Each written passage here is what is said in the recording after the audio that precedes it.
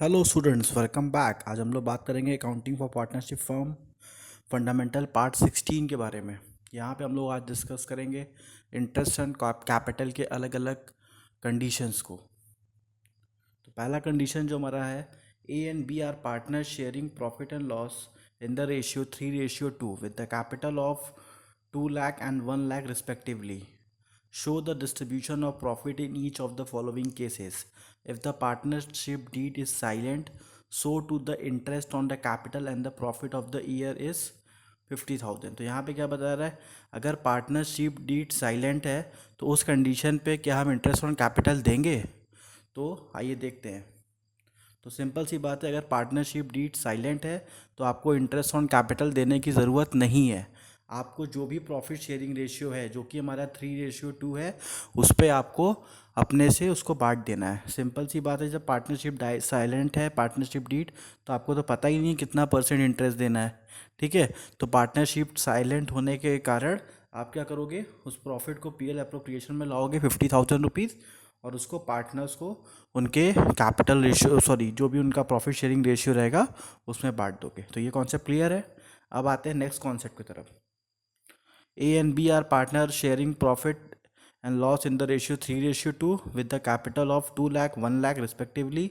अब यहाँ पे कंडीशन क्या दे रहा है, if the partnership deed provide interest on capital 8% and the loss for the year is 50,000। अब यहाँ पे क्या बोल रहा है कि आपको 8% इंटरेस्ट ऑन कैपिटल देने के लिए डीड में लिखा हुआ है, लेकिन फर्म का लॉस जो है वो 50,000 का है। तो अगर लॉस का समय आता है तब क्या फर्म इंटरेस्ट ऑन कैपिटल कैसे देगी, उसको देखते हैं।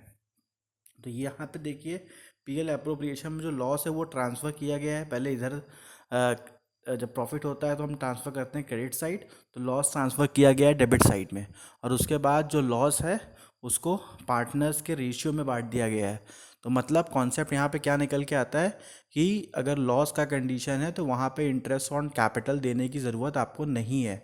अगर पार्टनरशिप डीड में लिखा है फिर भी आप नहीं दोगे, जब तक ऐसा न लिखा हो पार्टनरशिप डीड में कि किसी भी कंडीशन में, लॉस के कंडीशन में भी आपको इंटरेस्ट ऑन कैपिटल देना है। जब तक ये चीज़ नहीं लिखा रहेगा तब तक आप अपने मन से इंटरेस्ट ऑन कैपिटल नहीं दे सकते। तो आपको यहाँ पे समरी क्या समझ में आई कि अगर लॉस होता है, लॉस के कंडीशन पे आप लॉस ट्रांसफ़र करोगे डेबिट साइड, और उसके बाद जो लॉस है उसको इक्विवेलेंट कर दोगे, मतलब यहाँ बैलेंसिंग कर दोगे, और जो लॉस है वो पार्टनर्स के कैपिटल जो भी उसका प्रॉफिट शेयरिंग रेशियो है उसमें उनको बांट दोगे, जो कि यहाँ पे 3:2 है। अब आते हैं नेक्स्ट क्वेश्चन। नेक्स्ट क्वेश्चन में देखिए क्या बोल रहा है, if the partnership deed provide the interest on capital is 8% and the net profit of the year is 50,000।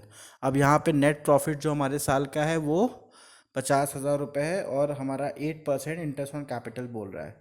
तो अगर हम इंटरेस्ट ऑन कैपिटल कैलकुलेट करें तो 8 × 2 = 16, और यहाँ पे आ जाएगा 8,000 रुपीज़।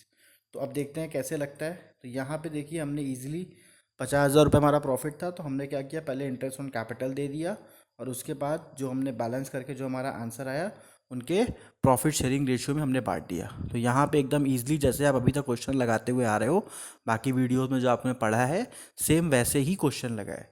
यहाँ पे आपका इंटरेस्ट ऑन कैपिटल लग गया, फिर आपने बैलेंसिंग की, 26,000 रुपीज़ का प्रॉफिट आया, और 26,000 रुपीज़ आपने अपने पार्टनर्स को बांट दिया है।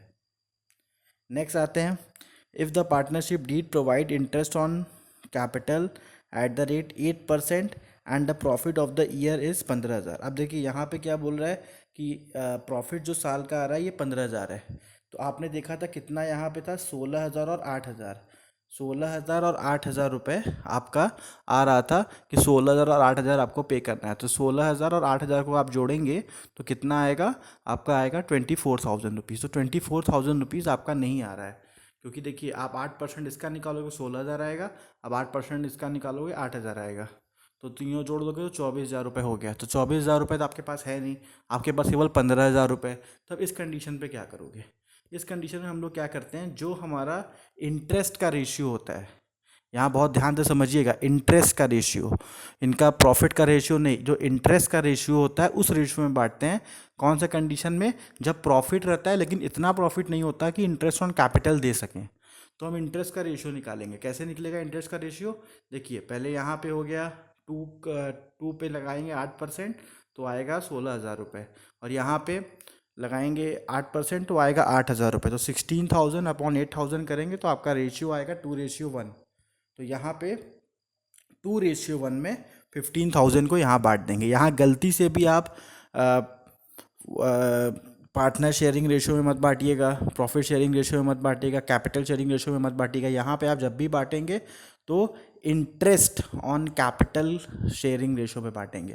तो इस लाइन को याद रख लीजिए, interest on capital sharing ratio. अगर प्रॉफिट एडिक्वेट नहीं है हमारे पास तो interest on capital sharing ratio पे हम प्रॉफिट बांटते हैं। रफ में आप निकालेंगे इंटरेस्ट ऑन कैपिटल, फिर उसका रेशियो निकालेंगे, फिर आप उसको यहाँ पे बांट देंगे उसकी रेशियो में 15,000 को।